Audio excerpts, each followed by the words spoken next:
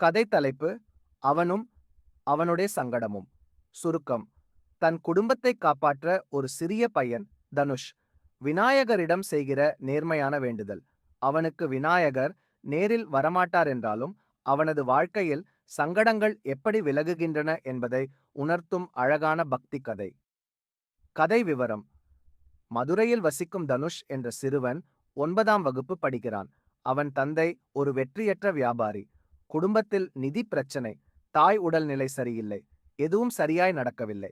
ஒரு நாள் பள்ளியில் ஒரு ஆசிரியர் கூறினார், சங்கடஹர சதுர்த்தியில் விநாயகரை நம்பிக்கையோடு பிரார்த்திக்கலாம், அவர் நிச்சயமாக சங்கடங்களை நீக்குவார்.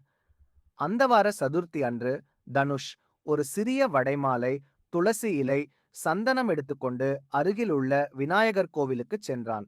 மகா தீபாரம் முடிந்து அனைவரும் சென்றுவிட்ட பிறகு அவன் தனியாக நின்று மனதிலிருந்து கூறினான், விநாயகா, எங்க அம்மா நல்லா ஆகணும், எங்க அப்பாவோட வியாபாரம் ஓடணும், நானும் நல்லா படிக்கணும், நீயாவது ஒரு தடவை நம்ம வீட்டு வாசல் வரை வா. அந்த இரவு சிறிய கனவொன்று. விநாயகர் ஒரு பஞ்சதண்ட கொடியில் தோன்றுகிறார். அவர் சிறுவனை பார்த்து சிரிக்கிறார். சங்கடங்கள் வாரலாம், ஆனா நீ நம்பிக்கை விட்டு வைக்காதே, உனக்கு தேவைப்படும் நேரத்தில் நான் இருப்பேன்.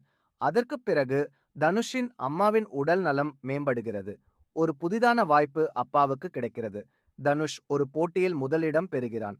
அவன் வீட்டின் வாசலில் ஒரு காலை சிறிய சிவப்பு வாடை மாலை தரையில் விழுந்து கிடந்தது. அவன் முகத்தில் சிரிப்பு.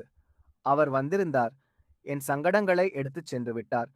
இந்த கதையின் செய்தி: விநாயகரை மனதார நம்பினால் சங்கடங்கள் விலகும். சங்கடஹர சதுர்த்தியின் மகிமையை நேர்த்தியாக வலியுறுத்தும்.